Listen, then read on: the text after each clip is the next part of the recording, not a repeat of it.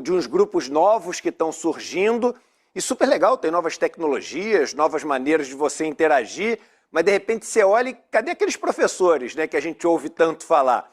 Aí você vai procurar esses professores e fala assim, pô, mas o negócio é meio antiquado, né, não acompanhou o ritmo do tempo, aí de repente surge o ICL e põe esse negócio junto, põe a pós mais tradicional do país, a gente está falando de 80 anos de tradição, né, com a estrutura mais revolucionária de ensino, de informação e, mais importante, mais crível, porque o ICL foi eleito como o veículo de maior credibilidade do Brasil no ano passado, na principal pesquisa do Brasil.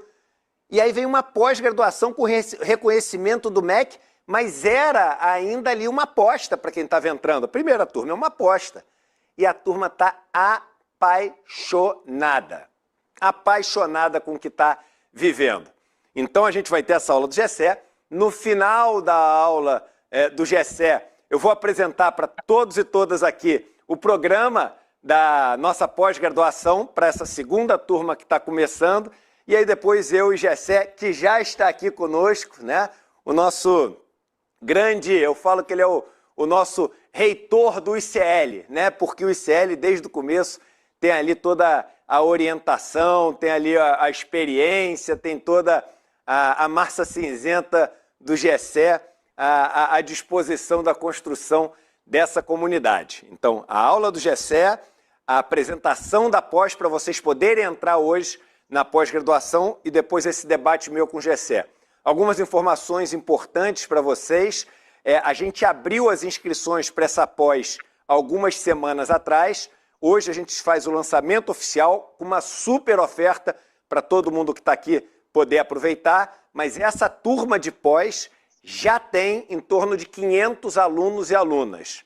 Então, antes da gente fazer essa aula de hoje, onde ao final vocês vão poder entrar na pós, a gente já tem nessa turma 500 alunos e alunas que já fizeram a inscrição, né, antes da gente ter essa abertura oficial. A primeira turma de pós, ela já tem mais de quase 4.500 alunos e alunas, então a gente já está falando, talvez, da maior turma de pós-graduação do país. A gente já está falando da maior turma de pós-graduação do país. Então, além de uma oportunidade de aprender muita coisa com os maiores professores e professoras do país, vocês também estão entrando numa coisa que já nasce com muito prestígio, já nasce com massa crítica de quantidade de pessoas para poder fazer esse nome da pós, enfim, se espalhar por todo o território nacional e fora do país também. Então, enfim, é uma noite auspiciosa, é uma noite especial, é mais uma noite de lançamento e é mais um passo importante na construção dessa história tão bonita que é o ICL. Eu já começaria agora com a aula, né? E vamos começar em 2 minutos, porque antes de começar a aula eu vi vídeos que os alunos e alunas gravaram de depoimento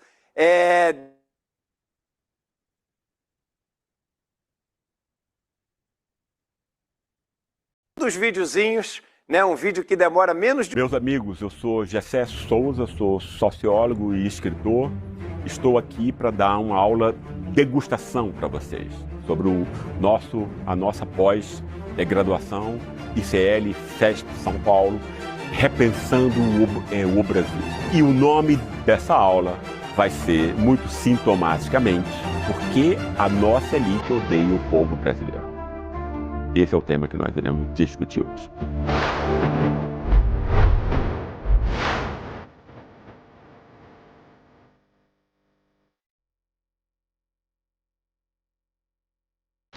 Esse é o tema mais importante para a gente, porque o nosso povo não percebe o país assim, associa com outras causas e não com uma ação consciente que dura já há 500 anos, que tem a ver não só com a exploração do trabalho coletivo, mas também com a humilhação. É isso que a gente vai procurar compreender e estudar hoje. Isso vem desde o começo, pessoal. Quer dizer, antes de tudo é importante que a gente saiba que é mentira que a gente vem de Portugal, né? Isso é uma bobagem sociológica e científica monumental. Apesar de todo o cânone, o paradigma de interpretação do nosso país está associado a isso.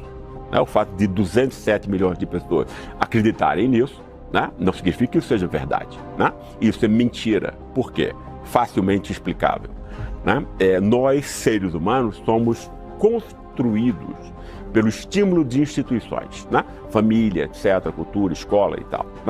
E se nós pensarmos bem, a instituição que vai fundar o Brasil em 1532 vai ser exatamente a escravidão. Ela vai implicar um novo tipo de família, um novo tipo de cultura, um novo tipo de política, um novo tipo de direito, etc., etc.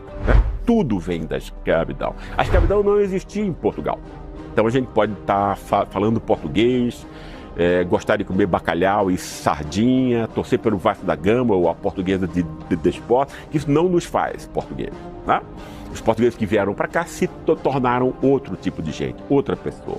Então a fundação nossa, em todas as dimensões, nos remete à escravidão. E o que é a escravidão, pessoal? Ela não é só uma exploração do trabalho alheio, no caso dos negros aqui que foram sequestrados na África para isso.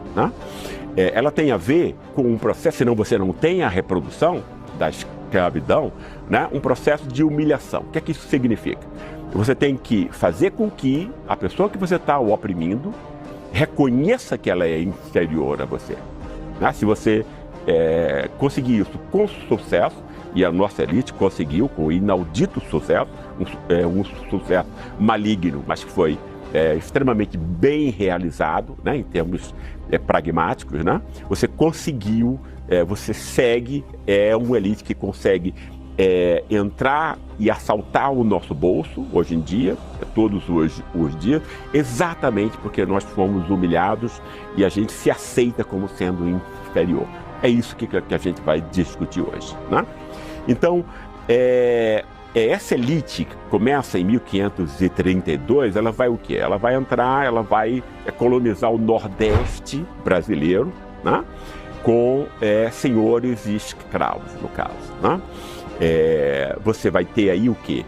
Uma característica de toda economia escravocrata é que ela não tem planejamento possível.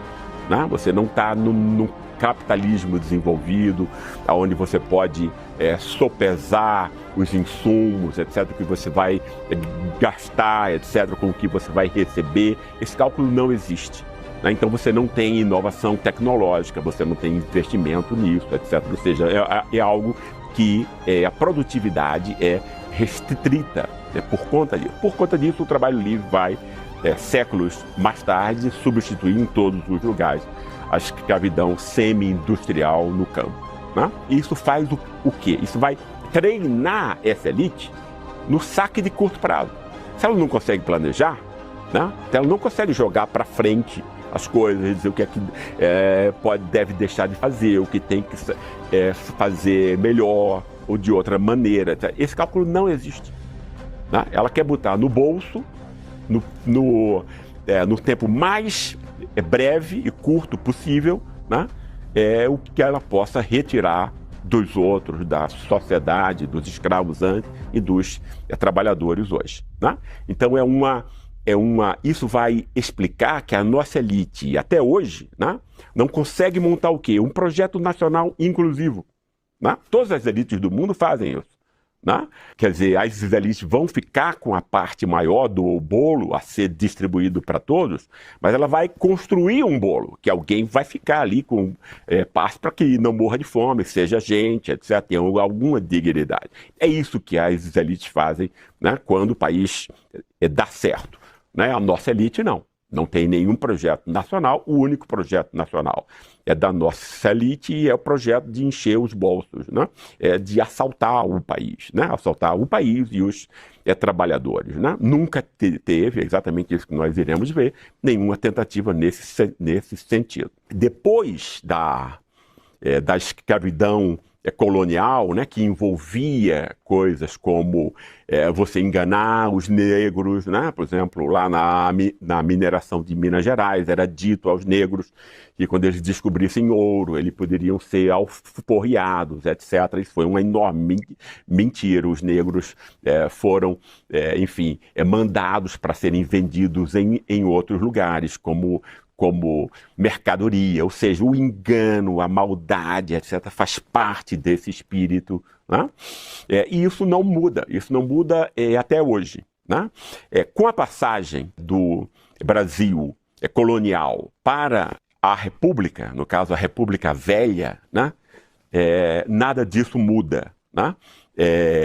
O que vai ter aí, obviamente, é a construção de um Estado que já tinha sido construído a partir de Dom João VI, né? Que vai ser o grande elemento, o grande instrumento, melhor dizendo, com o qual essa elite vai conseguir dominar a sociedade como um todo e roubar todo mundo, basicamente, né?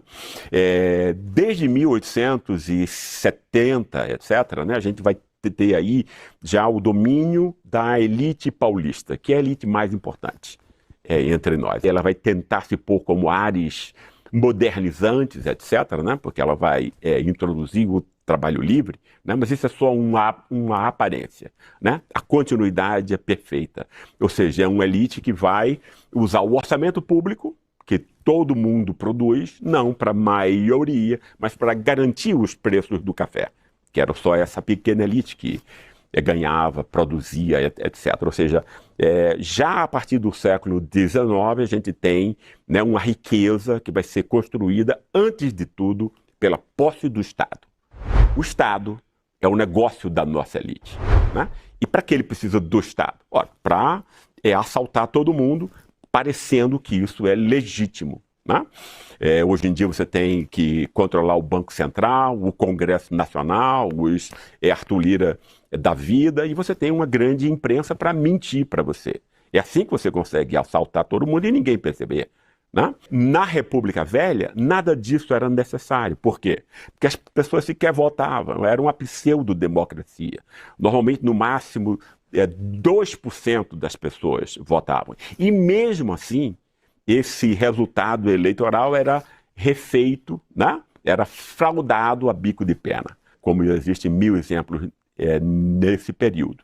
Mas até a República Velha, ou seja, até 1930, que é quando a elite de São Paulo deixa de ser apenas uma elite dominante economicamente e passa a ser dominante econômica e politicamente, ou seja, o controle do Estado é dela, né? Não existia o problema do voto. Ou seja, já quem era negro, pobre, etc., não tinha direito a voto, percebido como inferior, etc., etc. Então isso não era problemático para essa elite, né? Por quê? Porque o controle do Estado, que é o principal para ela, né, já estava garantido de antemão, né? Essa elite de 500 anos, né, vai encontrar o seu primeiro desafio em 1930. É uma data extremamente importante para o Brasil moderno. O Brasil moderno que nós conhecemos começa aí. Exatamente porque vai ter a proposição de um outro projeto. Quer dizer, vai ser o primeiro projeto nacional brasileiro, efetivamente, que seja inclusivo e que queira abranger todos os segmentos sociais, né?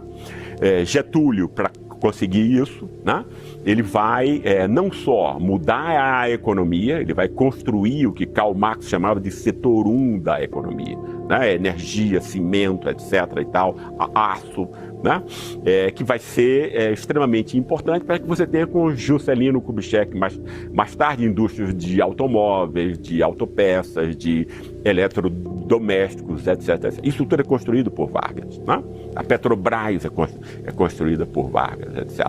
Né? Mas não só na economia, também na modernização do Estado. É com Vargas que vai começar a ideia de uma burocracia estatal, profissional, etc. Né?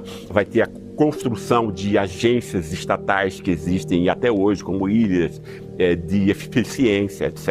Mas Vargas não ficou apenas na economia e na política. Ele engendrou, e isso foi a maior ameaça para essa elite de São Paulo, né? E o que explica que essa elite de São Paulo tenha elegido Getúlio Vargas como seu grande inimigo, né? Essa fabricação do ditador, etc. E tal, porque é preciso você ser muito canalha, pessoal, para você falar em ditadura, né? Em 1930, quando a República Velha era uma democracia de fachada, onde ninguém votava e ninguém participava. Qual é o contraponto aí para você chamar o cara de ditador, né? E no fundo ele estava se utilizando de mecanismos autoritários exatamente para se contrapor a essa elite. Era a única maneira, né? Mas não é essa fama que os 207 milhões de brasileiros têm hoje, inclusive de esquerda, né? Não reconhecem esse legado porque não o compreendem, né? E o que Getúlio fez, que irritou profundamente essa elite de São Paulo, foi exatamente quando ele vai fazer a afirmação popular. Ele vai intervir de tal modo e vai, tanto legislativamente como com políticas públicas culturais, né? Legislativamente você vai ter uma lei que vai ser extremamente importante, que ele faz nos primeiros anos já da década de 1930, que é a lei chamada, foi conhecida na época, da lei dos 2 terços. O que é que isso significava? Até 1930 você estava recebendo 5 milhões de brancos que estavam vindo da Europa, italianos antes de tudo, mas também muitos espanhóis, portugueses, gente do leste europeu, etc, etc. 5 milhões de brancos num país que era percebido como uma África que não tinha futuro, né? Esses brancos, quando eles chegaram, pegaram já os melhores cargos, tanto no campo quanto na indústria nascente. Eles vão ser a base da classe média que vai ser construída, né? A nossa classe média ela é branca, ela é 99% de brancos até hoje, né? E ela vai ser construída exatamente nessa época, né? Então, para que o nativo, ou seja, negro, mestiço e pobre, né, pudesse ter chance no mercado de trabalho, Getúlio Vargas, de algum modo, antecipa isso que a gente vai conhecer hoje em dia como mecanismo de cotas, né? E a lei, então, reserva 2 terços dos empregos nas empresas, no Estado, etc., etc., para os nativos, ou seja, negros, mestiços e pobres, né? Mas não foi só apenas isso, né? Ele vai redefinir pela primeira vez uma identidade nacional popular. Não existia identidade nacional nesse país até 1930. Não existia por quê? Porque você não pode construir uma identidade e querer que as pessoas se identifiquem com ela quando você diz que o povo é a lata de lixo. Como era isso que todo mundo acreditava nesse país até 1930, né? Que o negro era inferior, que nós éramos uma raça de mestiços, que não tinha nenhuma virtude. A imensa maioria, se não a totalidade dos intelectuais, políticos, gente de imprensa, todos aceitavam o racismo, mesmo quem combatia o racismo, como caras como Joaquim Nabuco, acreditavam na inferioridade natural do negro, embora ele quisesse proteger o negro, etc. Né? Então era uma crença que era compartilhada por todos. Né? Gilberto Freire vai ser o primeiro antirracista, e não à toa ele vai ser demonizado, do mesmo modo que Getúlio é demonizado, né? Isso foi uma forma como a elite e uma classe média de brancos, que é uma espécie de agregado dessa elite, né? Fizeram com que nós todos acreditássemos, né? No fundo, Gilberto Freire ele vai tentar definir uma identidade nacional, né? Baseada no corpo, né? E sem perceber, né, que todas as hierarquias morais que não são explícitas, mas que comandam a nossa ação, estão baseadas na oposição entre espírito e corpo, né? E isso em todos os níveis. Qualquer forma, se você quiser explorar alguém por motivos raciais, de classe ou de cultura, ou de gênero até, você tem que associar o polo dominante ao espírito, né? Que em termos modernos é inteligência, moralidade e capacidade estética. Essas 3 coisas é tudo que a gente admira no mundo. Faça o teste empírico com vocês mesmos. Vocês admiram alguma outra coisa além mais do que isso? Eu duvido, né? Então você vai ter aí que a raça branca vai se ver como incorporação do espírito, as classes superiores vão se ver como as classes do intelecto, etc., do espírito, portanto, né? As culturas que vão dominar umas às outras vão ser vistas como culturas da honestidade, isso vai ser muito importante, honestidade, inteligência, produtividade, é isso que os Estados Unidos e os europeus dizem de si mesmos, né? E os povos da América Latina, África e Ásia são vistos como animalizados, como sistemicamente corruptos, né? Como se os Estados Unidos não fosse o estado mais corrupto que esse planeta jamais teve, né? Mas isso não sai em nenhum jornal, isso não sai em nenhum filme de Hollywood, isso não sai em lugar nenhum, né? Porque esse satélite domina todas as formas e todos os instrumentos aí de expressão, né?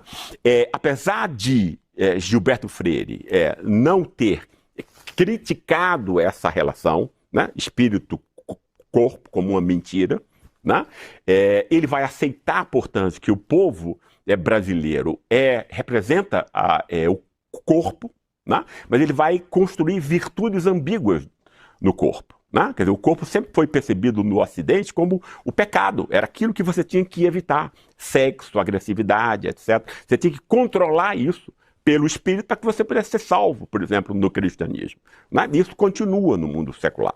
Né? Ele vai ser redefinido apenas em termos antropocêntricos. Né?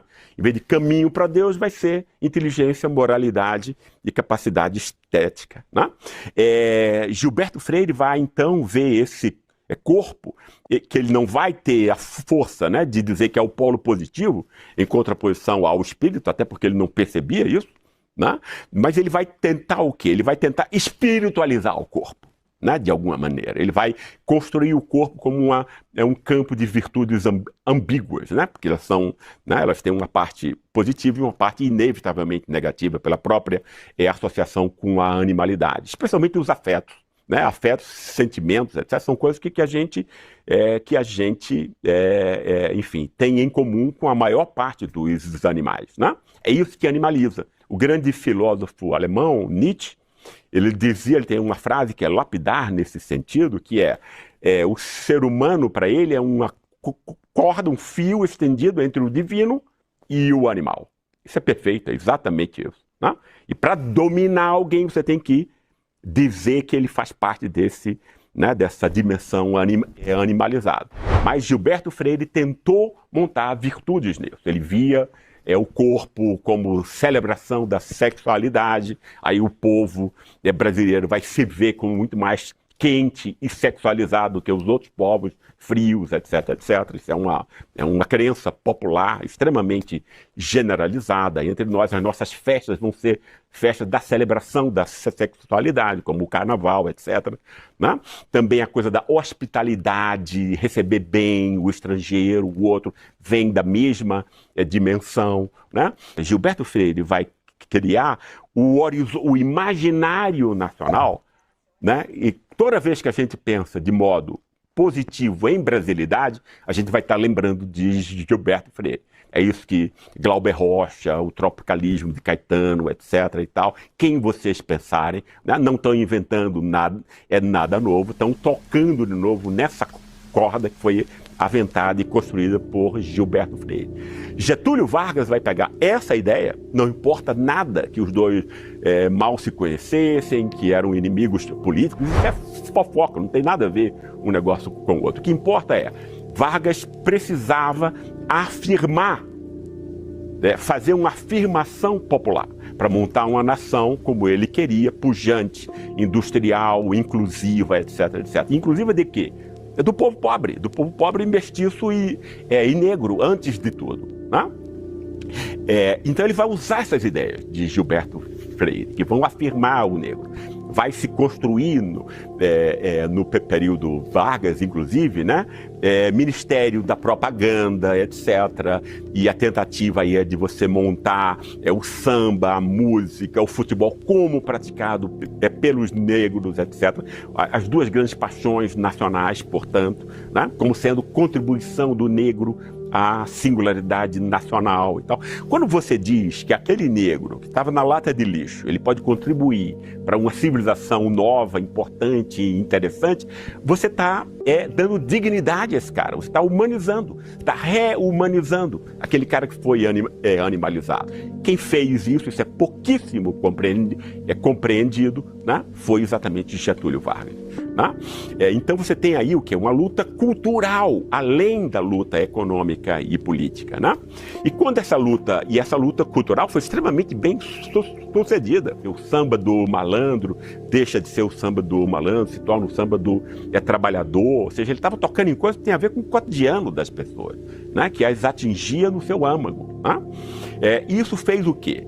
Né? Ele não conseguiu transformar isso aqui numa democracia racial. Né? A resistência era muito grande, são 500 anos de racismo aqui, né? E isso exigiria um esforço coordenado de várias gerações. Né?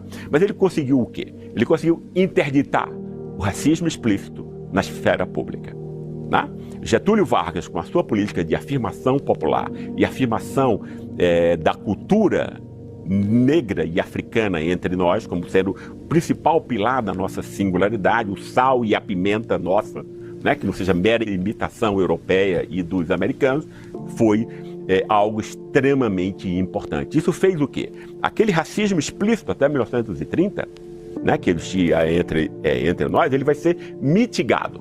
Né? Você não vai acabar, mas você vai mitigá-lo. Vai se transformar numa espécie de racismo envergonhado, o que as pessoas chamam de racismo cordial, né? Ou seja, o que é o racismo cordial? Você é racista, só que você não expressa mais na esfera pública. Getúlio Vargas conseguiu, com a sua política cultural, interditar o racismo explícito, né, na esfera pública. As pessoas continuam e falam a boca pequena, mas pega mal quando agora você é racista a partir de Vargas, portanto, né, na esfera pública. O que essa elite vai fazer? Porque, veja bem, Vargas é tudo que ela odeia. Está querendo usar o Estado para todo mundo, quer incluir pobres, mestiços e negros, etc., que essa elite sempre achou uma coisa desprezível, ela odeia o povo, né? Portanto, o racismo é exatamente a expressão desse ódio que a elite tem pelo nosso povo. Né? E Vargas tinha empoderado esse pessoal, imagina. Era um pessoal que não votaram, que vai passar a votar, né, nessa época. E depois vai se consolidar depois da Segunda Guerra Mundial. Então você tem aí a grande ameaça do sufrágio universal, que é o grande inimigo de qualquer elite escravocrata como a nossa, que precisa do controle absoluto do Estado. Né? Ela não pode ter voto livre, ela não pode ter participação popular. Por quê? Porque ela precisa do Estado. E para que ela precisa do Estado? Para roubar, para assaltar todo mundo. Né? Isso foi um grande problema para a elite de São Paulo. Ela tenta, em 1932, 2 anos depois da ascensão de Getúlio, uma guerra, né, para que Getúlio fosse derrotado militarmente. Ele perde. Né? E aí esse pessoal, que ninguém aí era burro, né, percebem o quê? Olha, a gente tem não apenas as fazendas de café, a gente tem não apenas as indústrias que estão nascendo aqui, têxtil, alimentícia, etc., que era muito forte em São Paulo. Né? A gente tem também o quê? Né? A gente tem todas as rádios, todos os jornais, todas as universidades, todas as editoras, estão no nosso bolso, é nosso. Né? Como a gente vai agora, né, fazer uma lavagem cerebral nesse povo que possa se contrapor a esse trabalho de valorização popular e da cultura negra feita por Getúlio Vargas. Né? Isso é muito interessante, porque a USP vai ser criada por essa elite em 1934. Para quê? Obviamente para continuar o mesmo trabalho que desde 1870 o Instituto Histórico e Geográfico do Estado de São Paulo fazia. Né? O Instituto, a grande contribuição, né, ironicamente, do Instituto Histórico e Geográfico de São Paulo para a cultura brasileira foi essa metamorfose ridícula, né, uma fraude científica, histórica, né, de grandes proporções, transformar o Bandeirante, assassino de índios, né, numa espécie de equivalente funcional do protestante ascético americano. empreendedor, capacidade de trabalho, iniciativa. Nenhum paulista que tenha sido formado depois disso esquece, né, o fato de que São Paulo vai ser percebido exatamente como uma espécie de Massachusetts tropical. Massachusetts foi o estado nos Estados Unidos, né? Trouxeram os primeiros colonizadores, e a partir de lá que eles se expandiram para o país inteiro, né? São Paulo se via como assim? Vamos redimensionar esse país atrasado, etc, etc. Coisas que vocês de São Paulo já ouviram, né? Desde que vocês nasceram. Continua até hoje, né? Então você transmuta o bandeirante, né? Que foi primeiro percebido como a elite mesma, ou seja, então é uma elite que se vê como americana, num país africano. Foi isso que o Instituto Geográfico Histórico construiu, né? Porque você precisa ter as ideias. Não basta você ter fazenda de café, não basta você ter indústria, não basta você ter rádio, não basta você ter a imprensa inteira no seu bolso, se você não tem uma ideia convincente. Esses jornais vão dizer o quê? Ah? Os caras perceberam, né, uma inteligência maligna, que você precisava de ideias envenenadas, né, para que você pusesse o povo de novo naquele lugar, né, o lugar da humilhação, o lugar da não participação política, da criminalização do voto, etc, etc. Quem é que vai construir isso? Ora, a USP é construída em 1934, depois ela vai virar modelo para todas as universidades do nosso país, né? E em 1936, veja bem, pessoal, o intervalo é pequenininho, 1930, 32, 34, 36, né? Você vai ter o quê? Você vai ter Sérgio Buarque lançando Raízes do Brasil, se contrapondo diametralmente à identidade nacional construída por Gilberto Freire e Vargas. Né? Ou seja, o povo brasileiro não é mais afirmado positivamente. Ele volta à lata de lixo da história. O que Sérgio Buarque faz, no fundo, né, é repaginar o racismo explícito que existia, né, antes de 1930 com outra palavra. Né? Como Getúlio havia interditado o racismo explícito, você não pode mais usar raça. Você não pode usar a palavra raça. Né? Mas você pode usar o racismo cultural. Né? Você pode dizer, por exemplo, que esse povo não serve para nada, que ele não tem capacidade de votar, porque ele é preto ou mestiço. Você não pode mais dizer isso. Mas você pode dizer que o voto dele não vale. Por quê? Porque ele é um corrupto, eleitor de corruptos. Né? Esse tema da corrupção entre nós, o único sentido que ele tem é de repaginar o racismo. Por que eu digo isso? Porque, no fundo, pessoal, a gente não pode esquecer, a elite de São Paulo se via como americana, descendente dos bandeirantes, etc., os quatrocentões, etc., etc.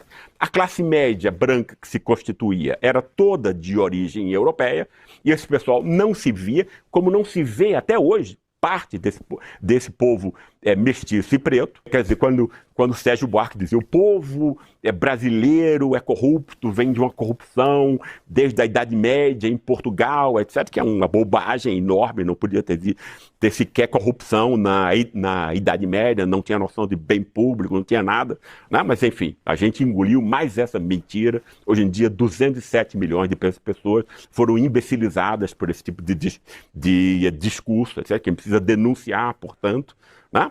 Então, quando você diz que o povo brasileiro é corrupto, e aí você animaliza, você diz que é um povo afetivo, o homem cordial, para Sérgio Buarque é isso, um homem que obedece ao coração, ou seja, aos afetos, e não à razão. Como ele imagina, em algum lugar existe gente que só pensa em termos de razão, né? Quer dizer, para oprimir e aplicar um racismo contra o próprio povo, ele tem que idealizar países onde não haveria o entrelaçamento do público e do privado, por exemplo, que é outra bobagem. O capitalismo é sempre, desde o começo, apropriação privada daquilo que é público. Né? Isso não acontece só aqui. Isso é o capitalismo em todos os lugares. Mas o cara constrói, né? Um argumento que é muito bem montado, apesar de ser falacioso, etc. Ele era um cara muito inteligente. Né? E ele vai pegar o quê? Ele vai pegar aquele mesmo preconceito, o mesmo racismo que opera em nível global, e ele basicamente diz que todas as grandes teorias modernas, inclusive, partem disso ou pressupõem isso, né? Essa ideia de que o Sul do nosso planeta é sistemicamente corrupto. Ou seja, é a melhor legitimação possível para o saque imperialista, etc, etc. Né? Você infantiliza, você dá a ausência de confiança, você retira a dimensão moral, que é a dimensão mais importante do espírito. Então você condena essas pessoas a serem, né, saqueadas, humilhadas, exploradas, etc. Né?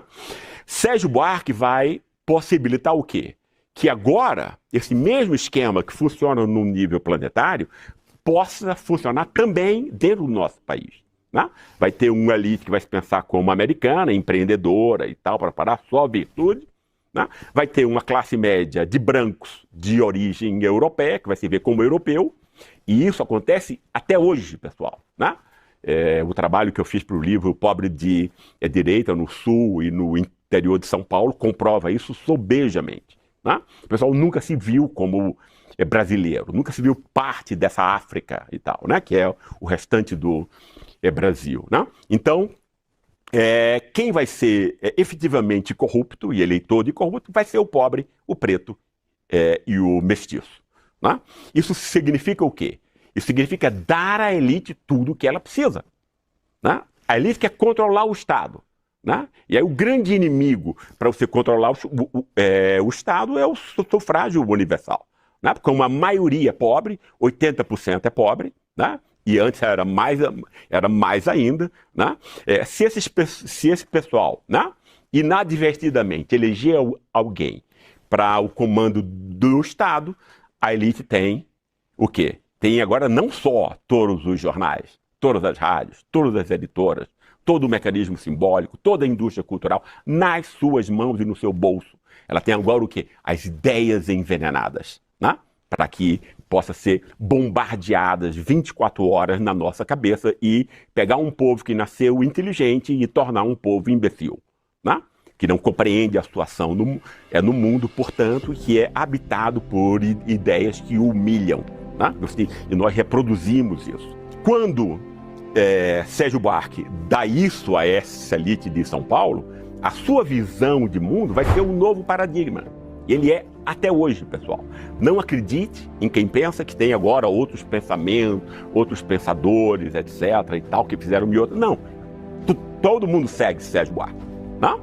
Inclusive politicamente, a direita, a esquerda, etc. A sala lá da Fundação Perseu Abramo, do PT, tem o nome Sérgio Buarque. Veja bem, ele conseguiu o quê? Ele conseguiu pôr esse tema da corrupção como dado mais importante para explicar o nosso atraso, para explicar a existência de tantas pessoas pobres num país que é rico, evidentemente. Né? Aí se diz, é culpa do próprio povo, ele é corrupto e ele só elege corrupto e tal. Né? Aí você pode sempre que esse voto levar alguém, né, como Getúlio Vargas, Jango, Lula e Dilma ao poder, que seja representante de interesses populares, você usa a sua imprensa, que é toda privada, está toda no seu bolso, ela é toda venal, comprada por você, né, para incensar o que, e tal, Getúlio é corrupto e tal, é um mar de lama, é não sei o que e tal. Todos os órgãos já estavam aí, a Folha de São Paulo, Estado de São Paulo, o Globo, etc., entrando.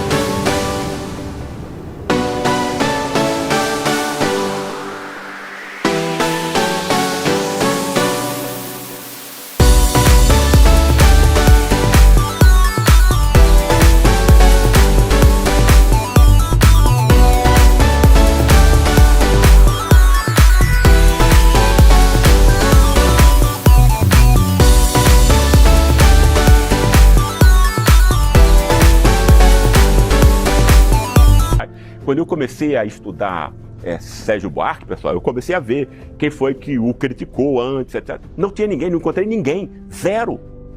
Tá?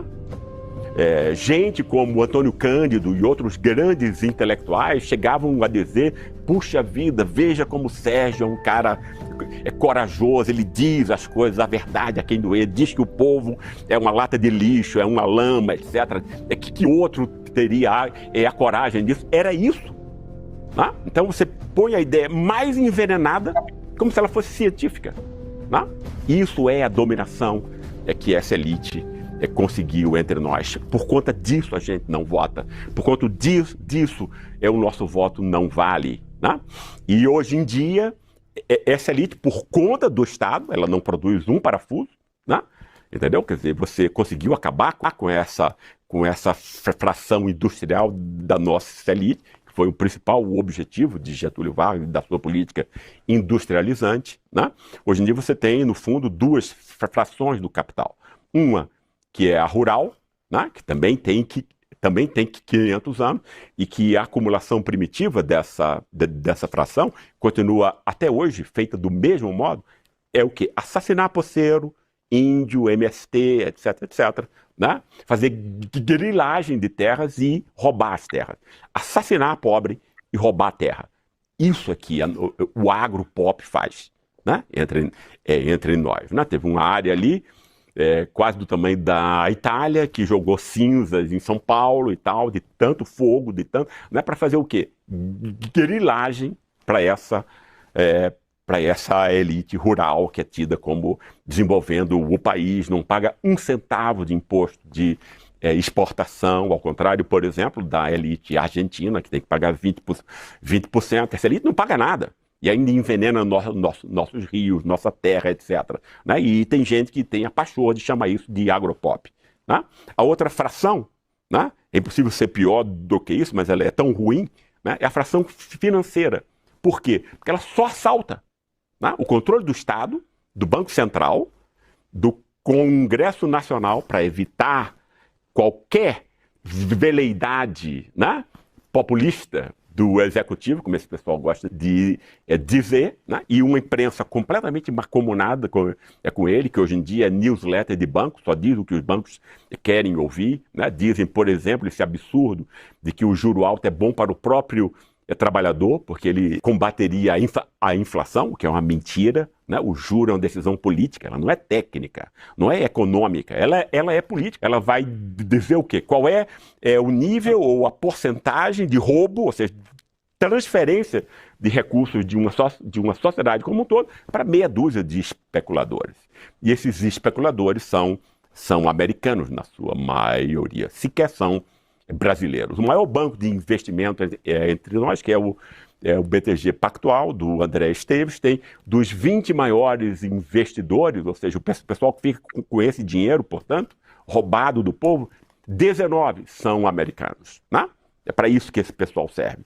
É uma elite, né? Não só que não tem projeto nacional, né? Mas é uma elite que é uma espécie de capitão do mato da elite verdadeira e metropolitana, que vai ser americana e global, obviamente. Então você rouba o povo hoje em dia, seja pelo juro alto, né? Tudo que a gente compra tem juro embutido, então esses caras estão recebendo, né? Hoje em dia, muito mais dinheiro. Né? E tem também uma dívida pública que ninguém nunca auditou. Quem é que paga uma dívida que você não sabe qual foi a contraprestação? Né? A quem você está pagando? Mas isso a gente faz. Né? Quer dizer, obviamente, se você não audita, se você não for imbecil, é porque tem fraude. Senão você auditaria, óbvio, aumentaria a legitimidade da dívida. Né? O Equador fez uma auditoria e viu que 70% era fraude. Né? Dívida privada transformada em pública. Que é exatamente o mesmo mecanismo aqui. Né? Então você tem aí um mecanismo que o orçamento público inteiro é roubado, então você não tem nada para educação, para saúde, para farmácia popular, para estradas, para infraestrutura. Por quê? Porque a maior parte do orçamento público vai para o bolso desses especuladores. Né? E como ninguém conta nada, como ninguém explica nada, né? Como é que o povo vai saber? Né? Isso é uma elite que odeia o povo. Né? Não é apenas qualquer governo que tentou melhorar, nunca foi a corrupção. A classe média branca e essa elite canalha, né, finalmente, jamais teve qualquer coisa contra a corrupção. Elas são corruptas. Né? E basta a gente comparar efeitos distintos para impulsos que são extremamente semelhantes. Né? Saíram milhões de branquinhos histéricos nesse país em 2015 e 2016, com a suposta corrupção de Lula e Dilma. Nunca foi comprovado. Né? Mas aí você teve uma corrupção de Aécio Neves e de Michel Temer, que nunca houve uma prova maior. Foi filmada, etc., com voz, com tudo, com imagem. Então, ninguém viu nenhum branquinho histérico sair à rua gritando pela moralidade pública. Nunca foi a corrupção, portanto. Né? O branquinho histérico que estava na Avenida Paulista, quando eu estava lá no dia 15 de março de 2016, né? Ele estava reclamando contra um governo que estava botando preto na USP, junto com o seu filho. Essa é a raiva. Mas aí pega mal você dizer isso. Você acha que os negros, os pobres, não devem ter nenhuma chance, devem conhecer o seu lugar para serem pisados, cuspidos, etc, etc. Então você o quê? Moraliza o racista. Foi isso que Sérgio Buarque também conseguiu. Né? Ou seja, você diz que o cara está lutando contra a inclusão popular, quer dizer, no fundo, ele está lutando contra a corrupção, ou seja, pela moralidade pública. Você moraliza o racista, você o deixa à vontade. Tal, né? Essa é a grande ideologia da nossa elite do saque, portanto, né? Que tem como seu agregado, como seu capitão do mato, essa classe média branca, que vai sair às ruas, né? Fingindo que é povo em todos os golpes de Estado entre nós. Né? Então, racismo, né? E veneno para o povo. É isso que a nossa elite dá. O povo brasileiro precisa, antes de tudo, compreender e saber quem é o seu inimigo. E o inimigo dessa elite tem residência e endereço. É na Faria Lima, lá onde se dá o assalto geral da nossa população. Né? E a sua humilhação é concomitante a isso. Meus amigos, eu espero que vocês tenham curtido essa aula. Né? Ela é só uma degustação sobre o que nós iremos aprofundar no curso. Ou seja, mas ela já mostra para vocês que o que a gente está querendo fazer aqui é desconstruir todas as mentiras que mantêm o nosso povo oprimido e humilhado. Breve, daqui a pouco, eu e o meu amigo Eduardo Moreira vamos apresentar a vocês todos os outros professores e as matérias que vocês vão poder ter acesso no nosso curso. Eu conto com vocês lá. Não percam essa oportunidade.